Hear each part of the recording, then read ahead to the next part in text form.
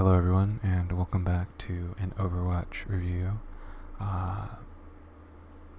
Backed by popular demand is a menu review, but in this case we are going to review the options menu. So to get started, we have video options. The 5 types of options are video, sound, controls, gameplay, and social. And as I mentioned in my menu review, which if you haven't seen, go ahead and click the card above so we can get so you can see that video. To start with video options, we have display mode. So that you have 3 options. You can have a borderless window, which allows you to go Wii with your mouse. See, it just disappears. Whereas if I were in full screen, I couldn't do that. And in windowed mode, you wouldn't see it, but there would be a window bar at the top here, which I personally find annoying because I hate Microsoft, and it just reminds me that I'm on a Windows machine. Target display, if you have multiple monitors, these are the ones you can pick from. If you'll see, I have 4 monitors, but only 3 of them show up. That's because it just works that way. Monitor 3 is not worthy of playing Overwatch. You can adjust your resolution. So you can see I'm stuck here. You can adjust your field of view in game, so if you want to see, just what's in front of you or everything. Some players that, don't like all the other stuff around them and just want to see what they're shooting at, you can play down here. So you don't have to worry about, seeing anyone to heal them or, killing anything that isn't exactly what you want to kill. This is the aspect ratio. I wouldn't recommend changing it, as it will make your game look weird. It's just the ratio of the aspect. So, it usually will be the correct ratio for you starting. VSync, that stands for video synchronization. And everyone just leaves it off. Triple buffering, I don't need that much buffering. In fact, you can see I have reduced buffering on, so why would I want 3 times as much? It just doesn't make sense. As anyone who's watched a YouTube video knows before, we hate buffering. So this is that super secret option I was talking about earlier, where I have these stats displayed up here. That's how you turn those on. So I guess this is also a tutorial for that. And you can actually go down if you hit this little plus button. Hello everyone. I'm not sure if you noticed this chat that came in from SAS, but I actually think it's a subtle nod at the fact that Ana is a mother. You can open and close the menu for the performance stats. And you can see that I have them all on because I like to see how well I'm performing. Display system clock. Real gamers would turn this off because gamers don't need sleep. But that's how you get this clock up here to know how much time you're wasting in game. This is how you cap your frames. I have an amazing computer, so I leave it at a nice, cool 30 frames a second for the cinematic experience. That's how film works and how old TV works. It runs at 60 frames a second, but you only draw half of the lines of each frame each time, so you're really getting 30 frames a second through interlacing. So if you want that old retro feeling, you can play down at 30 frames. The graphics quality, some people play at epic or ultra, but the pro gamer strat is to play at low, and then you don't have to worry about anything hiding in bushes or anything, as they're no longer visible, and a lot of the objects on the map just don't exist anymore for you. You can't be distracted on Horizon Lunar Colony by the potato farm, which is, for me, is very distracting, which is why I keep it down low. Sometimes I forget what game I'm playing and think I'm playing like Harvest Moon or like Stardew Valley, and I start farming when I really should be defending the point. So just for my team's sake, always keep that at low. And you can adjust these separately from here, but this will automatically change them to the lowest possible for you. The gamma correction. So a little known fact, that if you were near any type of radioactive material, gamma rays will be emitted, and that will affect the video on your computer. And so what you can do is, if you get a Geiger counter that counts, how many gamma particles are around you, you can adjust this to fit. If you've played Among Us, there's a map where you go into O2 and you adjust the radiation. It's actually the same thing. It's very scientific, just like in the game there. You're doing that for your game here. It's a really key feature, particularly for the Russian players. Contrast. Let's see what this does. Okay, so we can see it seems to adjust the color. And so, if you're feeling really dark and dreary that day, maybe you want to play down here just to fit your mood. It's kind of like mood lights for the game. Like right now I'm at a pretty average mood, but if I'm feeling really good one day, like I'm like in like a bubblegum rainbow land, this is kind of good for that. Whereas, right here is where, most days are. And so this is how you adjust the brightness in the game. So sometimes, some areas of the game are really dark and the contrast is bad. And so if you turn all these up, it's easier to see the enemy team. So you can see right now, if I turn that all the way up, there's no gamma radiation around me right now. So it kind of, over adjusts. You can actually see it looks pretty fine down here at the low gamma. So if I turn it this way, this is the maximum way for me to see enemy teammates. So on colorblind settings, you can change the colors of the enemy team and the friendly team.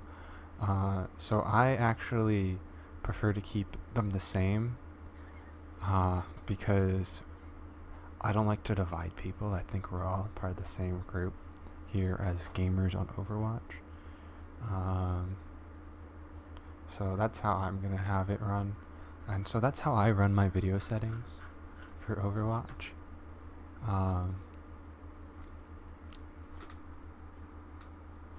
I had everything set to defaults just to give you guys a demonstration of what you were looking at, but this is typically how I will be playing it. In the future, you'll see the game looking this way probably more often, as you now know how to adjust it. Let me know what you like better down in the comments. So here is how we control sound in the game, as it is sound. So, I like a nice 50 on my master volume. So if I ever decide I need to turn it down or up, I can do that easily. I have plenty of room to work with. The in-game voice volume, that is for all the characters talking to each other. And so, the dialogue's the best part of the game. So I never want to miss Reinhardt singing karaoke, so I have that turned all the way up. You notice I have the music turned all the way down, that's so I don't get DMC'd. And sound effect volume, 80 felt like a good number. Now voice chat volume is really important. You have to have this adjusted so you can hear your teammates well enough, but they're not too loud. I found 61 to be the perfect number, because I had it at 60 for a while, and it was just a little bit too quiet, but I put it up to 62, and that was too much. So I recommend 61. I think it's the most universal number for this. As well as my own volume, I found that 86 worked really well. People would complain they didn't hear me when I was at 85, but if I went above 86, they'd say I was too loud. Subtitles are great for anyone who doesn't have ears. And it lets you know what's being said by all the voices. I do have in-game voice volume at 100, but in case I'm not wearing my headphones, I still want to know that Reinhardt is singing karaoke, and so I need to have those subtitles on in case I went to go get a drink of water and I come back and I can only read it. I still got to experience it. So this allows background sounds to be played. So not just things you're looking directly at, so it's really important you leave that on. I auto join group voice chat because I figure if I'm in a group, my teammates really want to hear me, and so I just want to be there automatically. And I also auto join team chat because it's important to be talking to your team. And obviously I want the chat to be on, It's very key to communicate with your teammates, as I've said many times. Voice chat mode, I have it on open mic so people can hear all my clicking and clacking on my keyboard.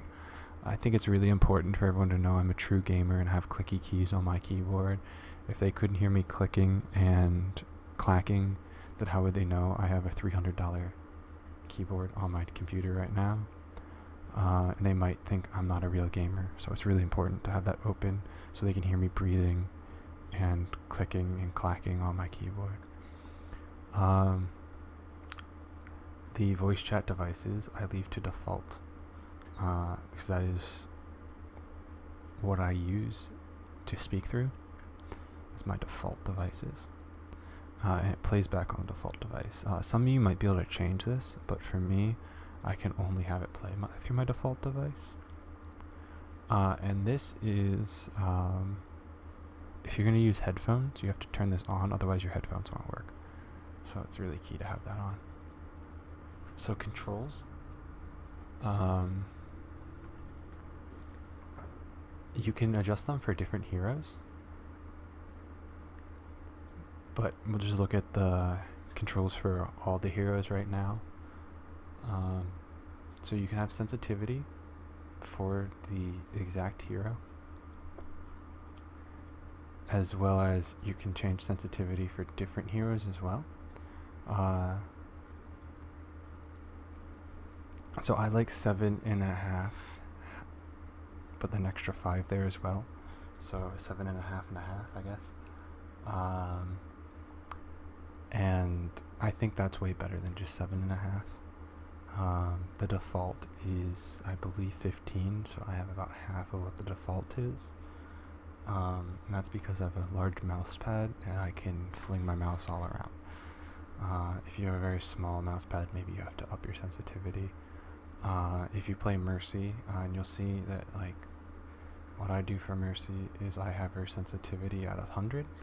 And I don't know if you've ever seen a Mercy rezzing where she spins around so it's hard to hit her, but it's important that you have the sensitivity high on her if you're a Mercy main.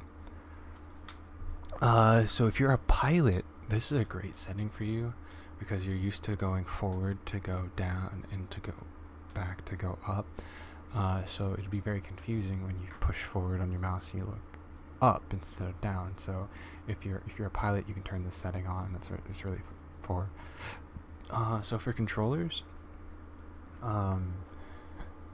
some people like different sensitivities for vertical and horizontal.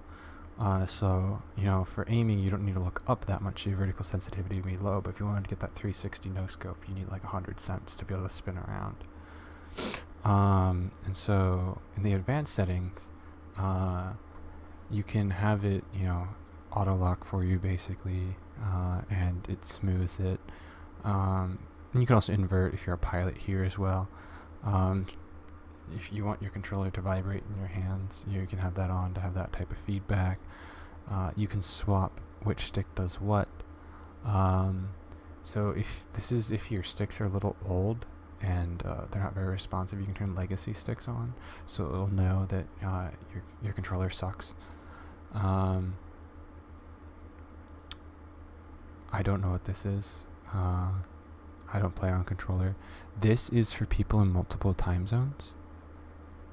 So you can have your dual zone, your linear ramp, and your exponential ramp. Now, I live in America where we have daylight savings, so there's 2 time zones that I'm currently in. Right, I have the Eastern Standard Time and Eastern Daylight Time, which are different. So it's a dual zone, and that's how I aim different because I'm from there. So you can have a different reticle. It can be a crosshair, a circle, and a dot, a circle, or default. And if you look at what I've done to my crosshair, I've taken the crosshair and turned it into a dot. And a lot of people might say, why not just leave it on dot? Well, I think crosshairs is a better word, and I like to see it. If you look at dot, it's actually exactly the same. Actually, every single one of my crosshairs is just a dot. And that's in case I accidentally change this. My crosshair can't change because everything besides the center dot is invisible. This is so you can see if your allies have health or not. It's really helpful because sometimes you'll see your ally dead and you don't know if they're sleeping or dead. So you can see the health bar that tells you whether or not they have any life left in them. This lets you see your teammates through walls. Unfortunately, some people, it says friendly, so a lot of people think if the enemy teammates are friendly with you, you can see them through walls, but that's actually not how that works. So here's my control setup for Overwatch, and some people might have it different, but this is what I work with. So W makes you go forward. And I think this is key to a lot of tank players. You need to go into your settings and make sure this is bound, because sometimes it isn't, particularly for tank mains, where you don't end up going forward when you push W. This isn't actually all that necessary if you play tank, but I play healer, so it's very necessary. Left and right, it's pretty self-explanatory. This one brings you to the right, this one brings you to the left. Left control is how you crouch, and crouching is really important, so you can teabag the enemy teammates or your own teammate. I don't like toggling crouch because I have a flexible pinky and I don't need to reach all the way over. I can just hold it, no problem. Spacebar is how you jump. Some people are confused why it's spacebar, but space is up, so you can always remember it that way.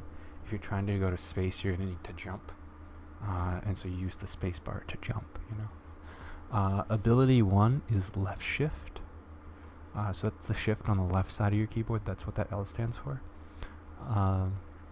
Ability 2, I have bound to E, which is on a regular keyboard right next to W. And so if you're someone who's not very good at using a keyboard, you might want to move this to maybe the other side of your keyboard, like Y, so you don't accidentally push it. Q is how you use your ultimate ability, and so a lot of people will accidentally ult and spawn because it's right next to W. I recommend putting it somewhere else, like maybe F9, so that way you really don't accidentally hit it.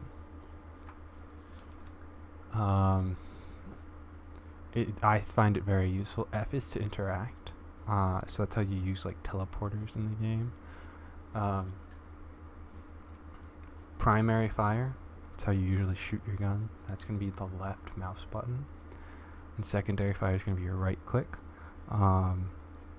If you guys have a mouse, you can do it that way. If you don't, I guess you can bind it to a keyboard setting instead. If you play D.Va, you might want to just put W in as also your primary fire, because it kind of seems like how you play D.Va. If you want to equip different weapons, you can use the number keys. I guess that's for like laptop players who don't have a mouse. Everyone uses the scroll wheel. I have a gamer mouse, so I actually have the ability to have extra buttons on my mouse, so I can just push a button to quickly melee someone. I don't know what the default is. It's probably like C or something. But you can have that wherever you want, so you can melee people very easily. R is for reloading. It's the most used key in the game. If you fire a shot, you should just reload instantly. You probably killed the person anyway. And as I said, if you have a real gamer mouse, you should be able to scroll through your weapons. You don't need these. Emoting is one of the most important things in the communications menu as a whole. And so this is how you talk to your team. So if you hold down the C button, you'll get a menu, and if you guys want me to review that menu, go ahead and I'll launch a training tutorial, and I'll go through the menu there, but we'll just talk about it here. But so the emote, so if you go up, it's emote, and it brings you to the emote menu. Alright, it says hello. I think it's really important to be friendly, so I have backspace bound to my hello button, so I can just hit backspace real quick and say hello to people like instantly. I don't have to go through any menus. I need healing. Genji mains, you might want to rebound this as M1 so you can really access it, as your hero is constantly out of health somehow. It's a bug with the game. Group up. It's really important to use this as a tank player so you can tell people to come with you and to group up and fight together. So you should bind that to a key that's easily accessible. Ultimate status. This is how you brag about how well you're doing in the game. So you charge your ultimate by doing good things in the game, like getting kills or doing damage, and you can hit this to tell all your teammates how well you're doing and how close you are to ult. Voice line up. This brings up another menu for voice lines, and we'll actually see some of those can be bound as well further down here. So we can talk about that a little more the further we go on. Acknowledge, that is to let your teammates know you understand them without talking. So say you can't reach your push to talk button, you can push G instead and just be like, yeah, I got it. There is a few other settings for like no later down in here. You also thank your teammate, and this is really important. If you're playing with anyone who's a healer, it's good to thank them when they have it bound. So make sure you have this at a very easy to access location. You can use all of these communications as well to tell people certain things, like to attack, that you're going to attack. You can count things down. You could say you're going to defend something, fall back, go in, going in, goodbye, which is really nice, like at the end of the match, like to say goodbye to your new friends. Incoming, fun to say when you just join the match, or if you're a Reinhardt, you can bind this with your shift key, so he yells incoming when he charges. Pro tip. This is how you get your team support, and it doesn't have to be like healing. Like if you just need help, you can call out and your team will come in to give you the emotional support you need as well. They could also say no, but they also could say yes, so those are options. And they could say they're on their way if you need help, and they're on their way to come give you a hug. Press the attack, that is to tell them to attack. Push forward, this is in case this is for everyone who's not playing Reinhardt. When the Reinhardt is having a really hard time figuring out where that W key is, this is for everyone to remind them that they need to push the forward button. Ready, like just to let your teammate know you're ready to play the game, that you're sitting down, you have your Mountain Dew and all that. Sorry, this is a really good one for new players, and you have to apologize a lot. You don't know what you're doing. People love it when you just mash this one. Every time you screw up, it's fine. You just have to apologize, and they'll understand. They'll usually say they're with you afterwards. So and you can say yes and you're welcome. And so all these are really important communications for you to have bound to be able to communicate with your teammates. If you want to bind your emotes, you can do that by having things automatically bound. I don't emote a lot because,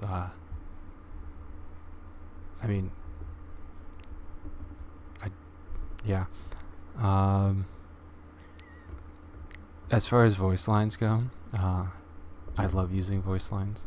So I have all of them bound, and I can just push buttons to have my characters say things to each other.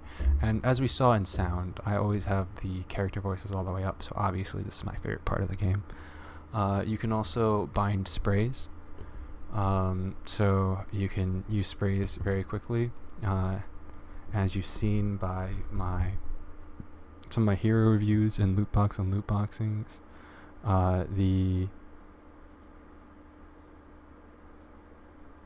the sprays are a very important part of communicating in the game. So it's very important to have these ready to go so you can communicate with your teammates.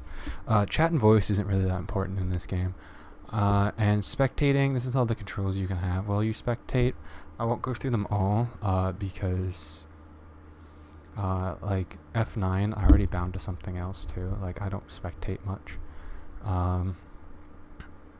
Though it is important, I guess, if you're trying to spectate a game, you can click through the different people and toggle who you're looking at.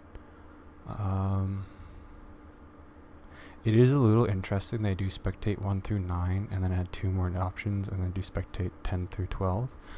You'd think that's a mistake on their part, but actually, alphabetically speaking, player 9 comes before toggle overlay, but toggle overlay is still alphabetized before player 9.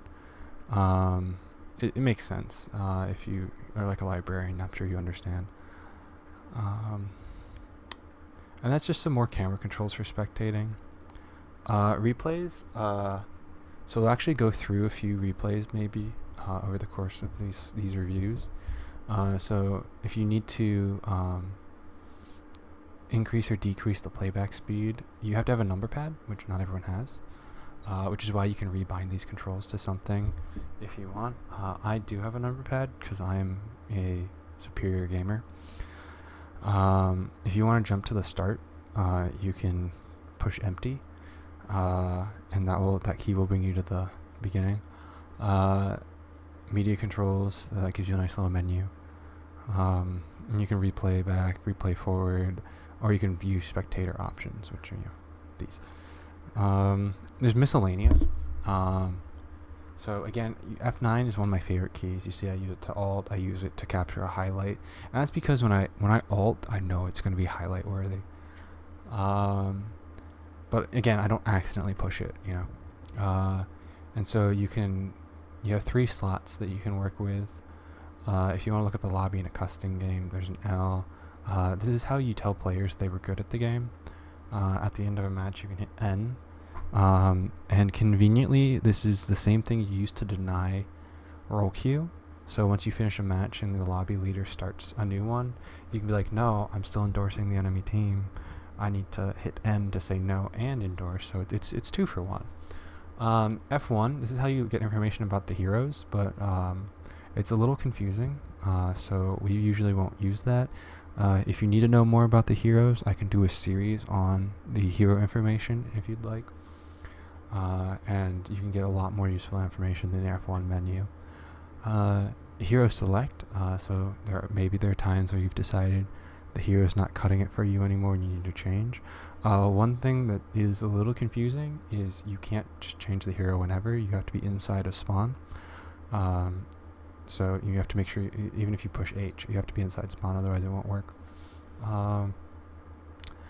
If you're the moderator, if you do shift and control and equals all together, that will pause the game. This doesn't work in competitive though. If you need to open workshop editor / inspector, let's be honest, no one does that. Who plays custom games anyway? Scoreboard, tab. So this is real important if you're a streamer. You need to be constantly hitting tab so everyone can see all your gold medals you have at the moment. Social menu, O. This is easier if you forget. what it is, you can be like, oh, right, I have friends. O, and you push O for the social menu. And P is the social menu channels. So like a TV has channels. Like a drainage system has channels. A waterway has channels. So like that. If you want to take a screenshot, you push print screen, which is how you take a screenshot of any application in Windows. But this will still take a screenshot. If you want to toggle your FPS display, what I have up here, it's Shift Control R. I just unselected that because I obviously always want to see how many frames I'm getting. Net graph, I'll show you what that is real quick.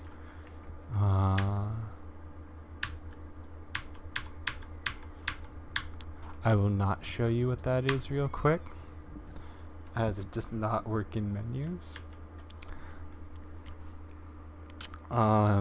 But what that does show you is how well you're connected to the server. And Alt Z toggles the overlay. I actually don't know what that is. So let's give it a test. That is